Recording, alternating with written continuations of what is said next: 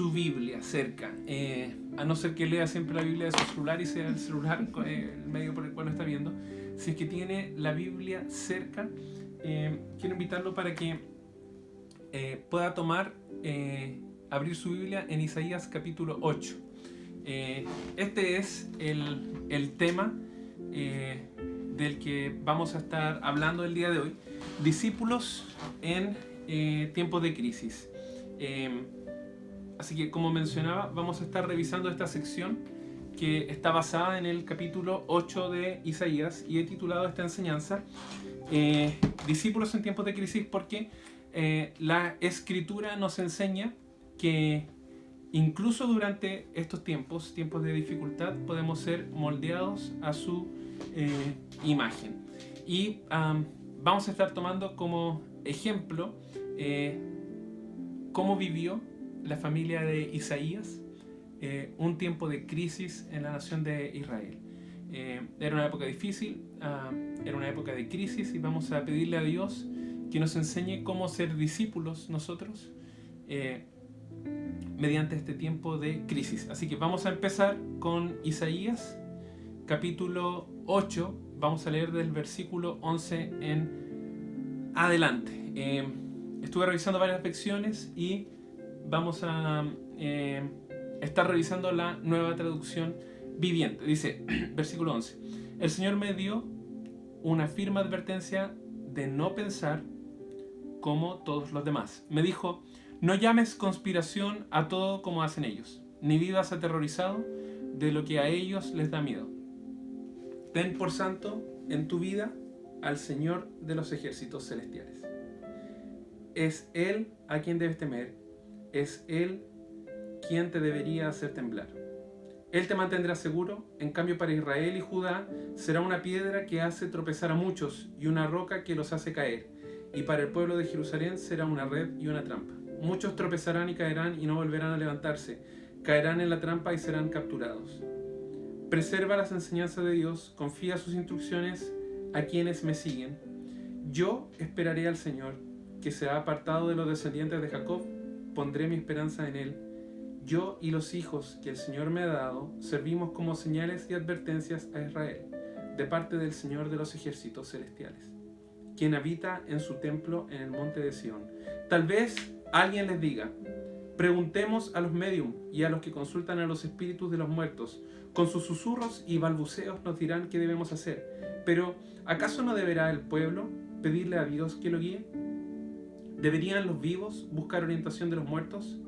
Busquen las instrucciones y las enseñanzas de Dios. Quienes contradicen su palabra están en completa oscuridad. Irán de un lugar a otro, fatigados y hambrientos, y porque tienen hambre se pondrán furiosos y maldecirán a su rey y a su Dios. Levantarán la mirada al cielo.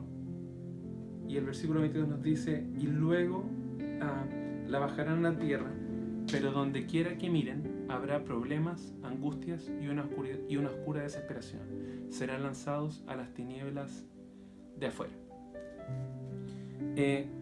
Tal como saben, estamos desarrollando una serie de enseñanzas de cómo ser y hacer discípulos. Meditaba y mire qué fue lo que dijo Charles Spurgeon, o como diríamos acá en Chile, Charles Spurgeon. Cada vez que pienso en el cristiano que debería ser, siento vergüenza en el cristiano que soy.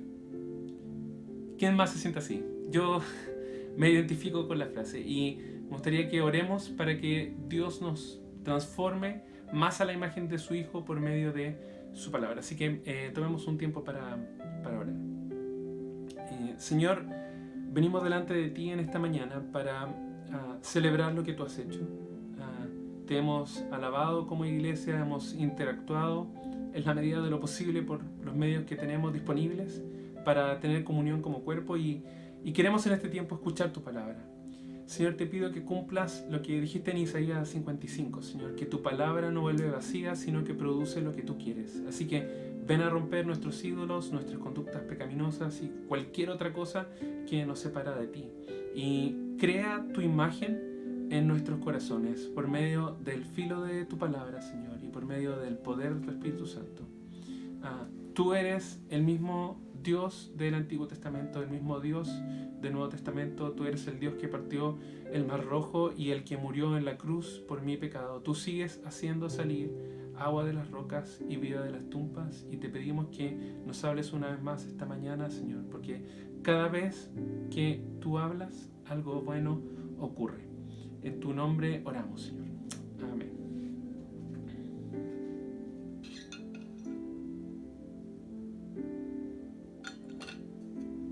Quizás usted se preguntará, ¿por qué estamos estudiando esto? Este pasaje que quizás puede ser un poco enredado y medio desafiante. Muy bien, antes de entrar de lleno a revisar el pasaje del día de hoy, permítame dar un poco de contexto. Primero, como cristianos, como protestantes, ¿cierto? Creemos que la Biblia es la palabra de Dios y creemos que la Biblia es inspirada por Dios y que es útil.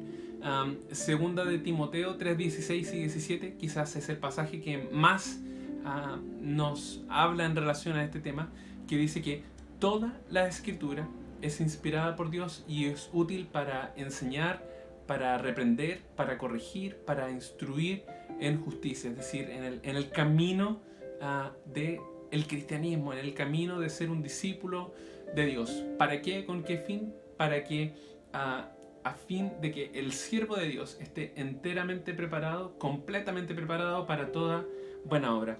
Mire, la palabra de Dios lo plantea así. Primera de Pedro 1:23 dice: pues han nacido de nuevo, no de una simiente corruptible, sino de una que es incorruptible, es decir, mediante la palabra de Dios que vive y permanece. Más adelante, en el capítulo 2, versículo 2, Pedro nos dice: deseen como niños recién nacidos la leche pura de la palabra de Dios, para que por ella crezcan para salvación.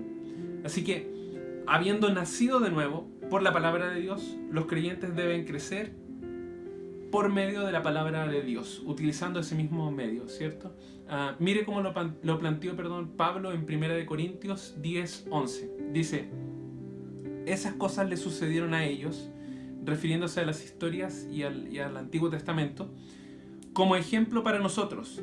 Se pusieron por escrito para que nos sirvieran de advertencia a los que vivimos en el fin de los tiempos. Así que todo lo que tenemos en la Escritura, Dios consideró que era relevante que estuviera allí. Todo lo que está en la Escritura, Dios consideró que era relevante que estuviera en ese lugar. Como hablábamos en la semana, estábamos analizando la clase de Apolos en el capítulo 73. David escribió miles de salmos. Sin embargo, hay el registro de 150 y no todos son de David. Los que están ahí fueron escritos por algo. Dios los dejó por algo. Así que lo que queremos ver es cómo la Biblia, que fue escrita a audiencias que fueron hace miles de años atrás, se relaciona con nosotros hoy. Eso es lo que estamos buscando y cómo deberíamos responder a ella. Así que, ¿qué buscamos aquí? Buscamos el principio que se mantiene a través del tiempo y que es aplicable para el día de hoy. Roy Suk, un educador y teólogo, lo planteó así: determinar cómo la palabra de Dios se relaciona con nosotros y cómo debemos responder a ella es la tarea de la aplicación. La aplicación es un puente entre el significado bíblico y las situaciones de la vida actual. Nuestras aplicaciones deben estar basadas directamente en el significado y relevancia del texto, para su audiencia original a la luz del propósito del libro. La buena interpretación es la única base adecuada para la aplicación relevante. Ver el principio es en un texto es un paso esencial para encontrar lo que está legítimamente previsto o implícito en las Escrituras y para formular un puente por medio del cual podemos relacionar las Escrituras a los contextos actuales. Por lo tanto, el principio sirve como un puente entre la interpretación y la aplicación. ¿Qué quiere decir esto? Queremos crecer en nuestra salvación por medio de la palabra de Dios, y para eso vamos a estudiar el consejo que tiene Dios para este tiempo. Aunque no somos la audiencia original, aunque no somos las personas, Isaías no escribió esa carta, ese libro pensando en nosotros. sí Dios lo preservó por una razón. Y como vamos a ver, estaba guardado para los discípulos. Así que, sin embargo, no podemos hablar del texto, empezar a analizarlo sin hablar un poquitito de Isaías y qué es lo que está pasando, ocurriendo antes de que podamos aplicarlo. Así que hagamos algunas preguntas, tal como hemos aprendido en la clase de Apolos. Hagamos algunas preguntas antes de ir al pasaje de hoy. Hablemos un poco de contexto. ¿Dónde ocurre esto? Lo primero es que ocurre en el Antiguo Testamento. El Antiguo Testamento está dividido en 3 grandes partes. Hay 17 libros que son libros históricos, 5 libros que son poéticos, y después comienzan otros 17 libros que son proféticos, con los cuales empieza, y el primero es Isaías. Así que dentro de los libros proféticos hay 3 grandes etapas. Hay una que es previo o pre-exilio, en los cuales hay 12 libros que se encuentran en esa sección. Después hay 2 libros que se encuentran durante el exilio, y después hay 3 libros que cierran, que son post-exilio. Así que Isaías es un libro que está durante la etapa previa al exilio, es pre-exilio. ¿Qué ocurría con la nación de Israel? A grandes rasgos puede encontrar toda esta historia desde los libros de Reyes en adelante. Pero lo que ocurrió con la nación es que después del reinado de Salomón, hijo de David, la nación se divide en 2. Está el reino del norte, también conocido como Efraín. La capital de ese lugar era Samaria, y también se le conocía como Israel. ¿Por qué? Porque ellos mantuvieron 10 de las 12 tribus. Mientras que el reino del sur es también conocido como Judá, porque contenía a Judá, que era el más grande, y a Belén. Así que la capital de esa ciudad es Jerusalén. Así que mientras esas 2 son lo que la Biblia llama las 2 casas de Israel: el reino del norte, o Israel, y el reino del sur, o Judá. El reino del norte se fue primero al exilio, y aquí es cuando aparece Isaías. Isaías está viviendo la época final de Israel. A Israel será profetizado que si no se arrepiente va a ser enviado al exilio, y son enviados al exilio. Viene Asiria, los conquista, y antes de que Judá sea llevado al exilio, se levantan una serie de profetas que llaman al pueblo al arrepentimiento, anunciando el juicio venidero que vendría si es que la nación no se arrepentía.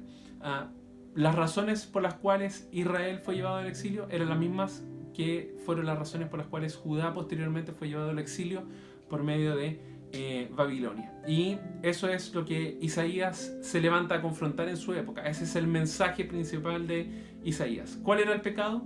Miren cómo lo resume Jeremías, quien fue un profeta posterior a Isaías, pero vivió el tiempo del exilio de Judá que Isaías había profetizado. Dice Jeremías 25, versículo 3 al 7. Desde el año 13 de Josías, hijo de Amón, rey de Judá, hasta hoy, en estos 23 años, ha venido a mí la palabra del Señor. Y les he hablado repetidas veces, pero no han escuchado. Y el Señor les envió repetidas veces a todos sus siervos, los profetas. Isaías estaba dentro de ese grupo. Pero ustedes no escucharon ni pusieron atención. Ellos les decían: vuélvanse ahora cada uno de su camino y de su maldad, de sus obras, y habitarán en la tierra que el Señor les dio a ustedes y a sus padres para siempre. No vayan tras otros dioses para servirles y postrarse ante ellos. No me provoquen a ira con la obra de sus manos, y no les haré ningún mal. Pero no me han escuchado, declara el Señor, de modo que me provocaron a ira con la obra de sus manos para su propio mal. Así que el pecado, tanto de Israel como el pecado de Judá, en esencia era la idolatría y la decadencia moral. Y los profetas les advirtieron una y otra vez que se arrepintieran. El mensaje no era popular para esa época. ¿Qué podemos decir sobre Isaías? Isaías, su nombre significa la salvación del Señor, o Jehová salva. Y ese es el tema principal del libro. Las 2 grandes temáticas que están dentro del libro se tratan de la condenación y la consolación. La condenación del pecado del pueblo, y también a otras naciones a las cuales Isaías estaba profetizando, y la consolación tanto por el retorno del pueblo, la promesa de que iba a volver un remanente, como el Mesías anunciado que vendría a liberar a la nación. Como dijimos, era un tiempo difícil internacionalmente. Asiria había conquistado a Israel y gran parte del mundo, y se estaba levantando otra potencia mundial, Babilonia, así que era una época de guerras y rumores de guerra. Sin embargo, el peligro principal no estaba afuera de la ciudad, sino que estaba dentro de la nación. Los reyes estaban uno tras otro llevando al pueblo en una decadencia política y espiritual, moral, que terminó con el cautiverio. Así que ese es el escenario que enfrenta el profeta. Quizás no es muy diferente de lo que nosotros vivimos y experimentamos hoy. Por eso el mensaje de Isaías es relevante para nosotros hoy. Y en el capítulo 8 nos cuenta cómo era la familia del profeta y cómo ellos vivieron ese periodo. Un periodo de crisis, un periodo difícil. Estamos en una crisis global y, como hemos dicho antes, no podemos salir de este periodo igual. No podemos salir iguales como entramos. El Señor quiere transformarnos, no quiere que volvamos a nuestra normalidad igual como entramos en este periodo. Así que la pregunta es, ¿cómo deberíamos vivir como discípulos en este tiempo de crisis? ¿Cómo deberíamos vivir como discípulos en este tiempo de crisis? Vemos en esta sección cómo Isaías va haciendo un contraste por todo lo que explicamos anteriormente de cómo era el actuar de alguien que seguía a Dios, de alguien que seguía el consejo de Dios, versus alguien que se había apartado de los caminos y que había rechazado el consejo de Dios, que se había revelado. Así que Isaías nos da 3 claves dentro de este pasaje de cómo vivió en tiempos de crisis con su familia, de cómo fue el actuar de un discípulo en tiempos de crisis, y que nosotros deberíamos replicar estos principios para vivir en este tiempo de crisis. Vamos a necesitar tener el temor correcto, la esperanza correcta y la instrucción correcta. Así que voy a volver a leer los pasajes y va a salir destacado en la pantalla en amarillo el actuar de un discípulo y versus el actuar de quienes se han apartado de Dios, quienes se han revelado, que va a salir en blanco. Así que podríamos decir un no discípulo. Así que va a estar en amarillo un discípulo, en blanco un no discípulo. Así que el temor correcto. Empecemos hablando del temor correcto. Versículo 11. El Señor me dio una firme advertencia de no pensar como todos los demás. Otras versiones dicen aquí que no siguiera el camino del pueblo, pero está diciendo básicamente que la advertencia del Señor es clara. No actúes como el resto, no vivas como el resto, no vivas como ellos. ¿Quiénes son ellos? Los no discípulos, el mundo, los rebeldes, quienes desecharon el consejo de Dios. El Nuevo Testamento en Efesios 4 lo plantea de esta forma, 4 versículo 1. Dice, yo pues, prisionero del Señor, está hablando Pablo a la iglesia de Efeso, les ruego que ustedes vivan de una manera digna de la vocación con que han sido llamados. Así que Dios en su advertencia le dice a Isaías que no puede vivir como el resto. Y añade, sigo leyendo el versículo 12, no llames conspiración a todo como hacen ellos, ni vivas aterrorizado de lo que les da miedo, de lo que a ellos les da miedo. Es interesante esa palabra, especialmente en este momento que vivimos, en que todo es conspiración, todo calza, que lo que hacen los gobiernos, lo que hacen las empresas, lo que hace la televisión, lo que hace la OMS, que Anonymous no sé qué, que la blanca se está quemando, etc. Todo es conspiración. Escuchamos toda clase de conspiraciones, al igual que en los tiempos de Isaías. Los líderes judíos estaban analizando alianzas políticas, que si se unían con Egipto, que si se unían con tal y cual nación, viendo qué sería popular hacer, quizás qué sería más estratégico, qué sería más seguro. ¿Qué es lo que estaba haciendo Isaías? Estaba preocupado de lo que era correcto, estaba preocupado de buscar la voluntad de Dios. Por eso sigue diciendo en el versículo 13, ten por santo en tu vida al Señor de los ejércitos celestiales. Él es a quien debes temer. Él es quien te debería hacer temblar. Cuando nuestro temor está puesto en el lugar correcto, no deberíamos temer a las personas, no deberíamos temer a las circunstancias. Cuando tememos a Dios, no de estar asustados de Él, sino más bien de ofenderlo, de tener un temor reverente, de entender que Dios odia el pecado y que se entristece el Espíritu Santo cada vez que pecamos. Por eso necesitamos entender la ley de amor de la que Brickett nos hablaba hace un par de semanas atrás. Mire, Charles Spurgeon lo planteó así: si eres hijo de Dios, nunca estarás feliz en el pecado. Pedro había entendido la diferencia entre temer las circunstancias y temer a Dios, tal como ahorita nos enseñaba la semana pasada. Y en su primera carta de Pedro escribió sobre esta idea, haciendo eco del principio que está enseñando aquí Isaías. Dice, primera de Pedro 3, 14 y 15, dice: pero aun si sufren por causa de la justicia, dichosos son, felices son, alégrense y no tengan miedo por temor a ellos. Ya sabemos quiénes son ellos. Ni se turben, sino santifiquen a Cristo como Señor en sus corazones, estando siempre preparados para presentar defensa ante todo el que les demande razón de la esperanza que hay en ustedes, pero háganlo con mansedumbre y reverencia. Así que el primer desafío es temer correctamente. ¿Por qué? Porque Dios es santo. Isaías había entendido eso. Si es que quiere tener más detalles sobre la revelación de Isaías, puede leer el capítulo 6, cuando Isaías se le revela a Dios en toda su majestad y dice: me voy a morir, soy impuro, me voy a morir. Capítulo 6, para que lo pueda leer después. Es cierto que Dios es nuestro Padre, pero Él también es un Dios santo. Por eso Jesús, cuando le enseña a orar a sus discípulos, les dice: digan: Padre nuestro que estás en los cielos, santificado sea tu nombre.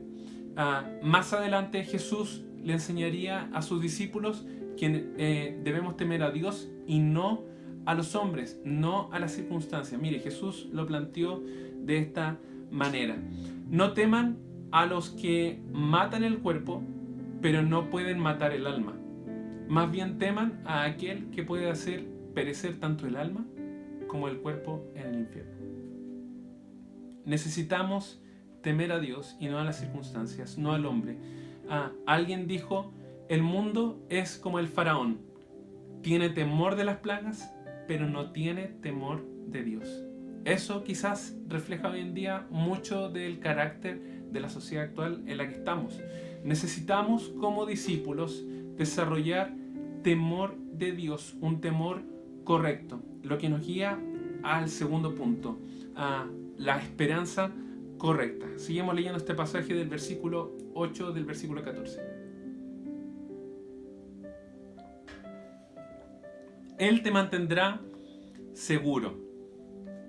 Isaías refiriéndose a Dios. Él te mantendrá seguro. En cambio, para Israel y Judá, quizás su versión dice para las dos casas de Israel, que son el reino del norte, ¿cierto?, y el reino del sur, como vimos, será una piedra que hace tropezar a muchos, una roca que los hace caer. Y para el pueblo de Jerusalén será una red y una trampa. Muchos tropezarán y caerán y no volverán a levantarse. Caerán en la trampa y serán capturados. Yo sé que quizás usted lee esto y está pensando: ¿qué está diciendo Isaías aquí? Como dijimos antes, los líderes políticos se habían apartado de Dios. Tal como dije antes, estaban confiando en sus alianzas estratégicas, en sus alianzas políticas, en lo que era popular.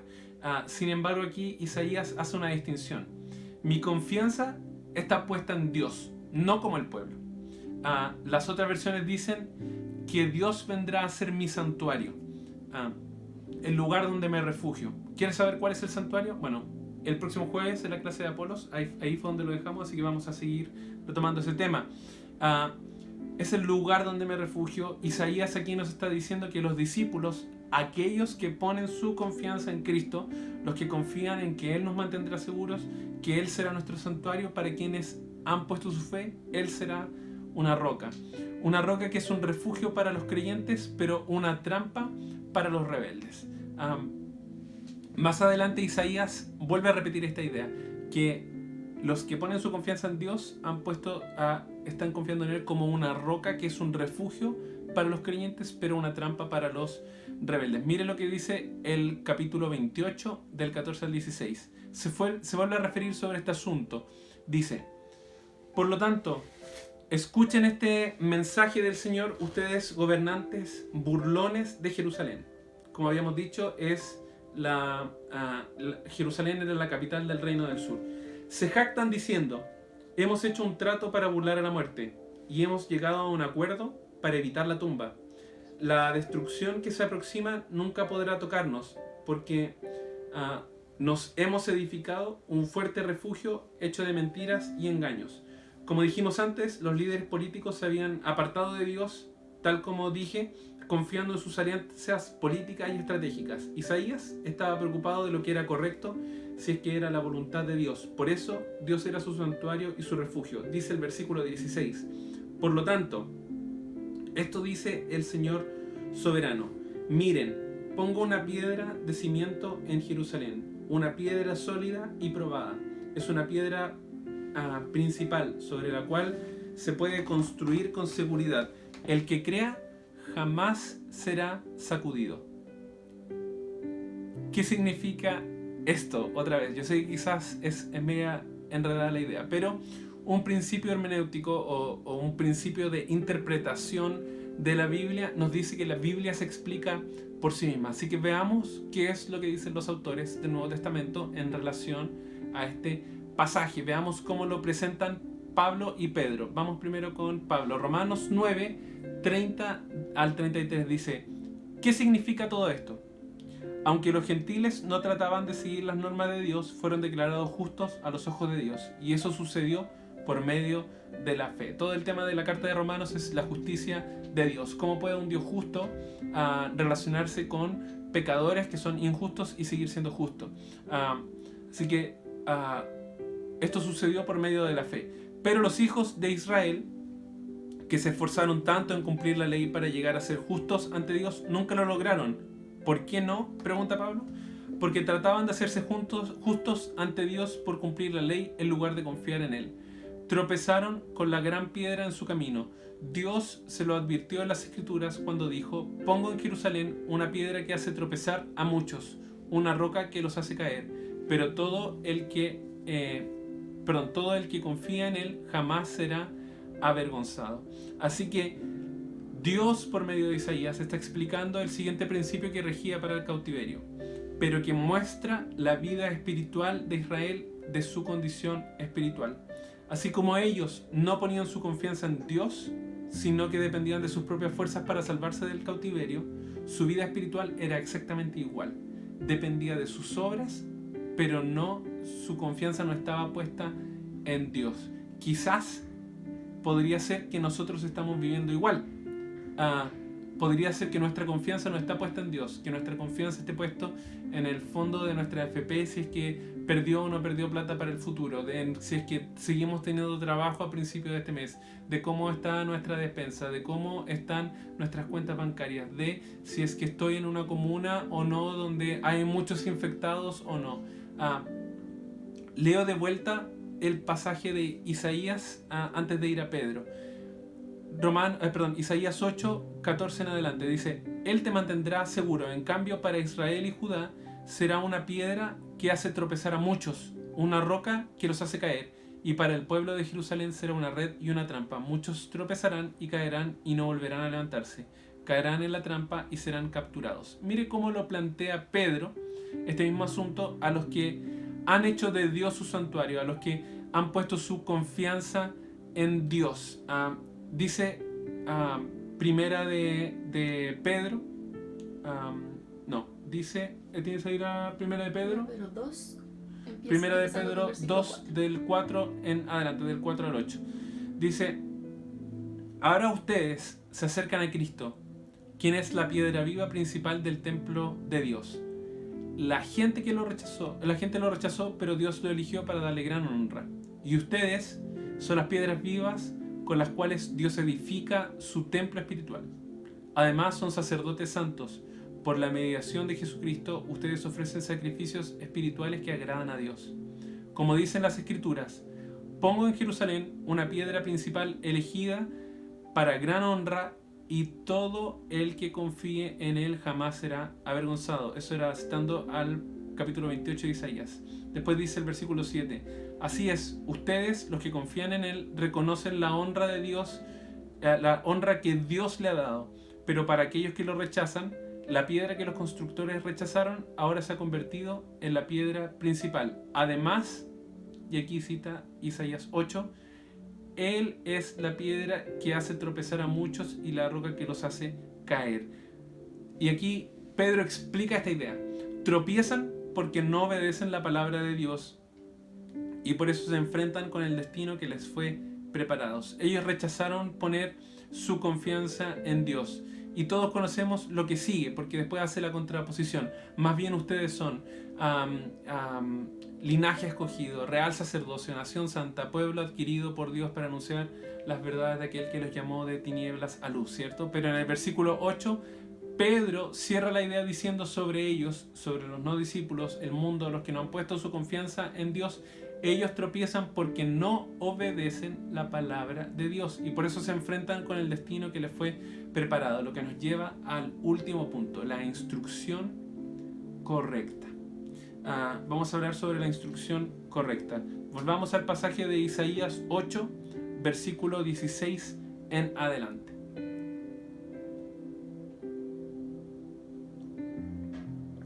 Preserva las enseñanzas de Dios. Confía sus instrucciones a quienes me siguen. Otras versiones aquí dicen: ata el testimonio, sella la ley entre mis discípulos. ¿Por qué? Porque la nación había rechazado el mensaje de Isaías. Probablemente parecía, a la vista de cualquier persona, que su ministerio no era fructífero, que no estaba dando los números que debería tener. No tenía la cantidad de likes, no tenía la cantidad de seguidores, no tenía la cantidad de vistas que un ministerio fructífero debería haber tenido.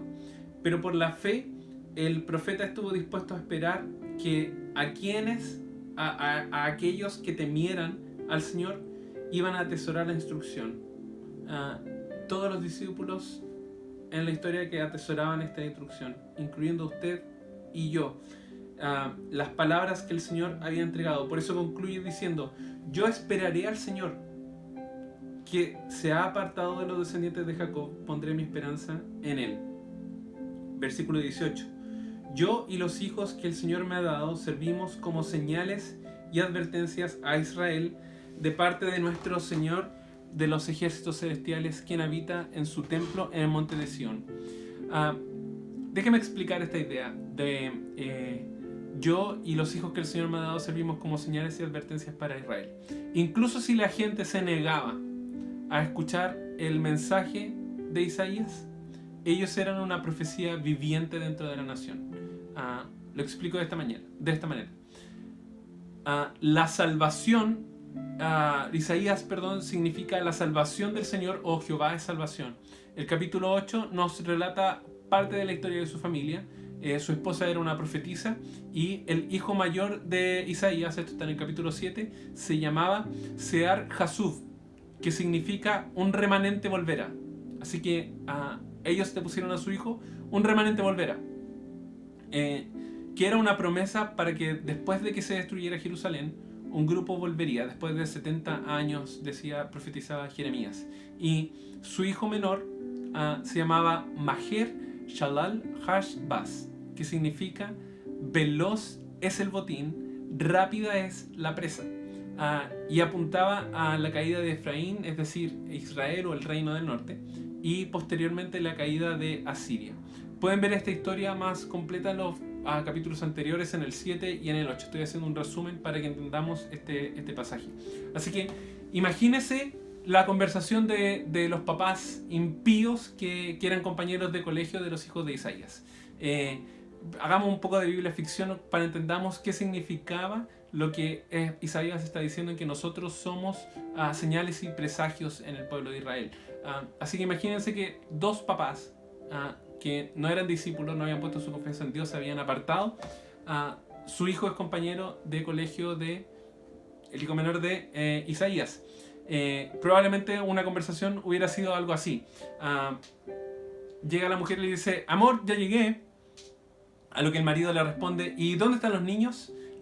Y la mujer le dice: los dejé donde Jehová es salvación.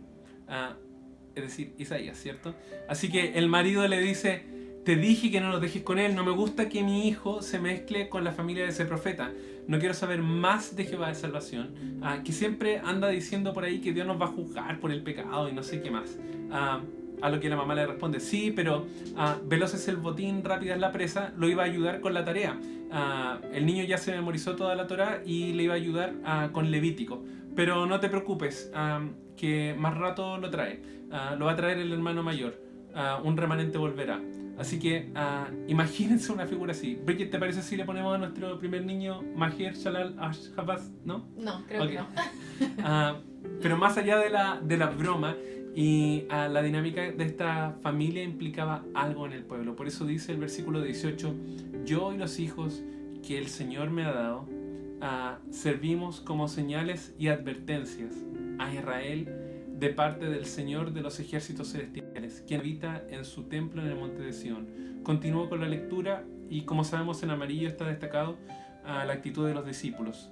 Tal vez alguien les diga, preguntemos a los médium y a los que consultan los espíritus de los muertos. Con sus susurros y balbuceos nos dirán qué debemos hacer. Pero ¿acaso no deberá el pueblo pedirle a Dios que lo guíe? ¿Deberían los vivos buscar orientación de los muertos? Busquen las instrucciones y las enseñanzas de Dios. Repito esa parte. Busquen las instrucciones y las enseñanzas de Dios.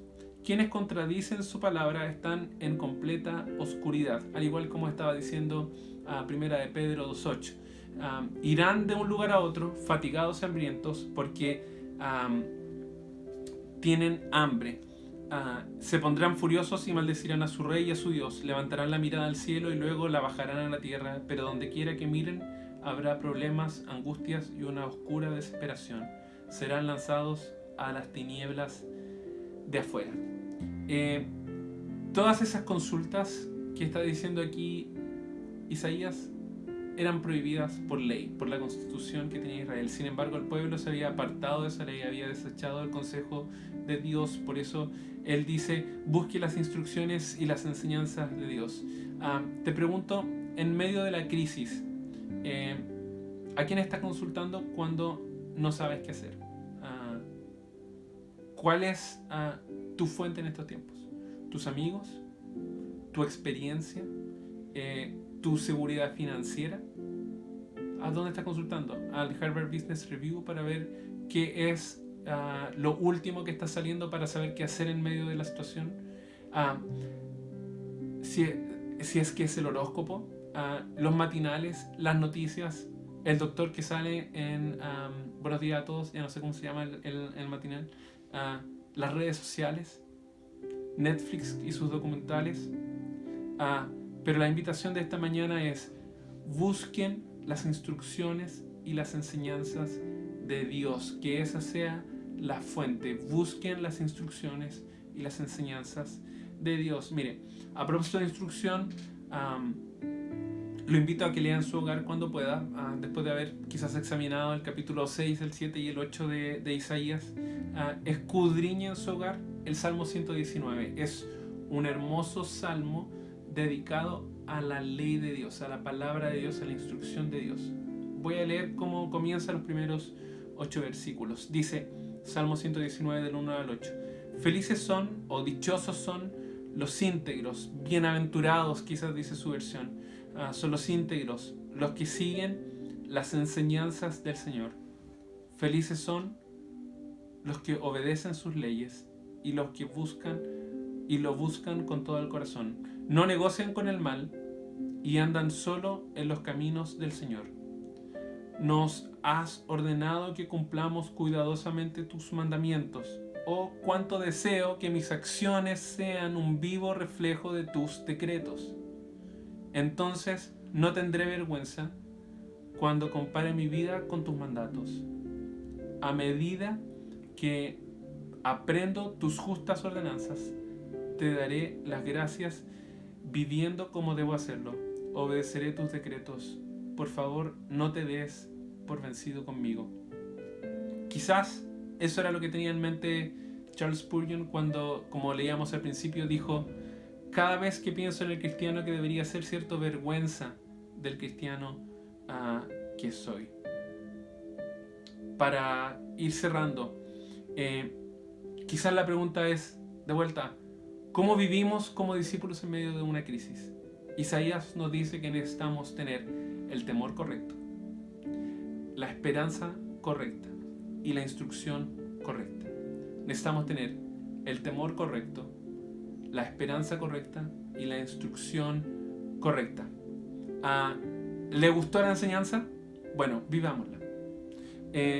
Conocer la verdad de Dios es esencial, pero la bendición solo viene de vivir la verdad. La bendición solamente viene de practicar la verdad. Charles Spurgeon dijo: una cucharada de obediencia es mejor que una tonelada de aprendizaje. No nos sirve de nada sabernos la Biblia, poder recitarla por completo de memoria. No nos sirve de nada tener un doctorado en teología si es que nosotros no vivimos lo que dice la palabra de Dios. No sirve de nada. Una cucharada de obediencia es mejor que una tonelada de conocimiento o de aprendizaje. Así que conocer la verdad de Dios es esencial. Lo que estudiamos el día de hoy es esencial. Pero la bendición viene de vivir la verdad, de practicar la verdad. Por eso repito, necesitamos tener el temor correcto, necesitamos tener la esperanza correcta y necesitamos tener la instrucción correcta. Permítame orar por usted. Señor Jesús, te doy las gracias, Padre, por tu palabra. Gracias, Señor, porque tú la dejaste ahí con la razón de edificarnos, Señor, de poder seguir formando, Padre, nuestro carácter y cumplir tu propósito. Tu propósito es hacer una familia de muchos hijos que se parezcan a tu Hijo Jesús, Señor. Sigue moldeando nuestro carácter como discípulos a la imagen de tu Hijo Jesús, Señor. Y en esta mañana, Señor, esta palabra que produzca el fruto que tú quieres. Señor, yo te pido que tú des tanto el querer como el hacer, Señor, que aquellos que están escuchando la palabra, Señor, hay gente que ha dispuesto su corazón en esta mañana, a los que están viendo, Señor, en esta mañana, o que quizás están viendo más tarde la repetición, Señor, háblales en este tiempo, Señor, y muéstrales, Señor, qué es lo que tienen que hacer. Quizás necesitan aprender a temerte, Señor, a tener el temor correcto, Señor, a entender qué es lo que significa que tú seas santo, Señor, a dejar de vivir como otros, Señor, a vivir una vida apartada. Señor, quizás algunos que están viendo, Señor, han reconocido que no tienen puesta su esperanza ni su confianza en ti, Señor, y corrige eso en esta hora, Señor. Y también quizás algunos hemos descuidado el consejo de tu palabra y estamos viviendo bajo otros consejos, Señor, bajo otros estándares, Señor. Ven en esta hora a enseñarnos cómo vivir bajo la instrucción correcta. Señor, te pido que, como orábamos al principio, Señor, tu palabra dice en Isaías 55, Señor, que tu palabra no vuelve vacía, sino que produce lo que tú quieres, Señor. Y te pido que sigas transformándonos a la imagen de tu Hijo Jesús. En el nombre de Jesús, amén. Antes de que cerremos, quizás comentar algo. Quizás alguien te invitó a escuchar esta transmisión, quizás en algún momento, no sé cómo llegaste acá, quizás diste clic, quizás has estado escuchando, quizás incluso tu familia va a la iglesia y tú has estado participando, asistiendo a la iglesia en este momento porque está en la comunidad de tu sofá y escuchas esta palabra y piensas, bueno, yo no estoy entre los discípulos, yo estoy más bien dentro del grupo de ellos. ¿Qué puedo hacer? ¿Qué debo hacer? Mira lo que dice Hebreos, que es un libro que explica todo lo que ocurre en el Antiguo Testamento a la luz del Nuevo Testamento.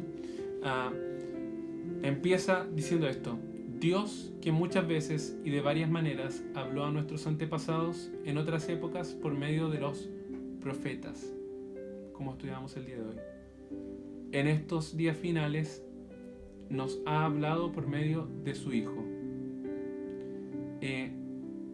Jesús. Quizás tú te preguntas, ¿quién es Jesús? El resto de este pasaje de Hebreos dice que Jesús es el resplandor de la gloria de Dios. Jesús era el Hijo único de Dios, quien se hizo hombre para vivir una vida perfecta y para morir en el lugar que tú, en el lugar que yo merecíamos producto de nuestro pecado. Jesús hizo esto, ¿por qué? Porque Dios tiene algo contra ti. Tú quizás puedes pensar, pero yo no tengo nada contra Dios. Sí, pero Dios tiene algo contra ti, es tu pecado. Y porque Dios es santo, no se puede relacionar con personas que son pecadoras. Así que alguien tenía que morir por tu pecado y Jesús ocupó ese lugar. Jesús ocupó eso. ¿Para qué? Para que cualquier persona que ponga su confianza, como leíamos el día de hoy, para cualquier persona que llame a su nombre, dice la Biblia que los que creyeron, aquellos que creyeron que Jesús es el Hijo de Dios, Dios les dio el derecho, les dio la potestad, les dio la autoridad de ser llamados hijos de Dios. Así que, ¿cómo se hace esto? La Biblia nos dice que necesitamos arrepentirnos de nuestros pecados. La Biblia dice que necesitamos dejar atrás la forma en que vivíamos y necesitamos seguir a Cristo. Dice que si confiesas con tu boca que Jesús es el Señor y crees en tu corazón que Dios lo levantó de los muertos, entonces serás salvo. Así que déjame orar por ti. No hay una combinación de palabras mágicas que desbloquean una entrada al cielo. Eso no es. Dios se fija en la actitud de tu corazón, se fija si tu oración es sincera, Dios se fija si es que te arrepientes de tus pecados o no. Y si es eso lo que quieres hacer esta mañana o cuando sea que estás viendo este mensaje, permíteme hacer una oración para guiarte. Pero recuerda lo que dice la Escritura, que si confiesas con tu corazón de que Jesús es el Señor y crees, pero si confiesas con tu boca que Jesús es el Señor y crees en tu corazón que Dios lo levantó de los muertos, serás salvo. Así que déjame orar por ti y repite esta oración. Señor Jesús, me arrepiento de mis pecados. Te pido perdón por cómo he vivido y te pido que me guíes. Te recibo como mi Señor y mi Salvador y decido creer en ti. En el nombre de Jesús. Amén. Si has hecho esta oración, no queremos que estés solo. Es importante que no estés solo. Es importante que no estés solo. Mira, lo he dicho antes, pero la Biblia sabe que todo buen chileno hace asados, ¿cierto? Siempre. Y por cada todo. vez que, por todo, y cada vez que un carbón se sale del fuego, ese carbón se apaga. No, la vida no se diseñó para que viviéramos en aislamiento social, sino para que tuviéramos comunión unos con otros. Y precisamente es por eso que no queremos que estés solo. Así que si es que has tomado esta decisión, contáctate con la persona que te invitó, o también puedes escribir, ¿no es cierto?, al WhatsApp que está saliendo aquí en pantalla en este momento para que no estés solo. Queremos acompañarte. Así que eso es lo que teníamos el día de hoy preparado para ustedes. Estamos por cerrar, estamos unos minutos pasados. Pero ¿qué tal, Bridget, si nos diriges en oración para que podamos terminar este tiempo? Y como decía antes, ¿le gustó la palabra de Dios? Vivámosla. Vivámosla. Necesitamos desarrollar el temor correcto, necesitamos desarrollar la esperanza correcta y necesitamos poner nuestra confianza, nuestra atención en la instrucción correcta. Así que así como ahora se entregó la palabra, ¿cierto?, necesitamos vivirla en el día a día y no solamente considerarla bonita en este espacio del domingo, sino vivirla el lunes, vivirla el martes, vivirla el miércoles y así sucesivamente. Señor, gracias por el privilegio de vivir en un lugar donde libremente podemos hablar de tu palabra, podemos transmitir, Señor, este consejo, Señor, la palabra que tú pusiste en el corazón de mi esposo para comunicarnos esta mañana. Gracias por habernos dejado tu palabra, Señor, que es la revelación de quién eres tú. Gracias que no nos dejaste a nuestra imaginación o a algún tipo de adivinación, Señor, sino que dejaste muy claro tu instrucción para nosotros, nuestro manual de vida, Señor. Así que te damos las gracias por este tiempo como iglesia, que podemos reunirnos, aunque sea en un medio distinto, un medio quizás un poco más incómodo que lo normal, solo porque queremos vernos, nos extrañamos, pero sí cómodo en el sentido de que dejamos que tu palabra entre a nuestras salas, nuestras piezas, que la gente alrededor nuestra que tanto amamos podamos escuchar juntos tu palabra. Entonces te damos las gracias por este tiempo y esta oportunidad única para poder aprender de ti, para apartarnos de la vida normal, entre comillas, Señor, y realmente poder examinar qué hay en nuestros corazones, qué es por lo que vivimos, Señor. Y te damos las gracias por este tiempo. Pido que nos ayudes a ser discípulos que te sigan correctamente en tiempos de crisis, que nuestras familias, igual como la familia de Isaías, pueden ser carteles y señales vivos, Señor, de quién eres tú y cómo eres con nosotros, Señor. Así que te amamos y te damos las gracias. Pedimos que nos bendices esta semana, Señor, que nos bendices mostrándonos tu obra, Señor, tu fidelidad en lo bueno y en lo malo. Lo aceptamos porque sabemos que para ti nada te sorprende, y todo lo que viene a nuestras vidas obra para nuestro bien, porque somos elegidos tuyos y hemos sido escogidos por tus propósitos. Así que, Señor, te amamos y te damos las gracias en todo lo bueno y lo malo, Señor. Y es en el nombre de Jesús que oramos. Amén. Amén. Bien, hermanos, les deseamos una muy buena semana. Sí. Nos vemos el martes en la reunión de oración, así que Así es. los amamos mucho, los extrañamos mucho. Tanto quiero Esperamos esos que abrazos. pronto nos podamos ver y abrazar y adorar juntos, unánimes al Señor. Lo bueno es que la próxima vez que nos veamos va a ser más o menos similar a cuando estemos en el cielo y nos podamos reunir con toda la gente que amamos. Así que quizás Dios está permitiendo que saboreemos un poco cómo va a ser el gusto del cielo la próxima vez que nos veamos. Así que les damos un abrazo enorme a la distancia y nos vemos esta semana. Que Dios los bendiga. Chao.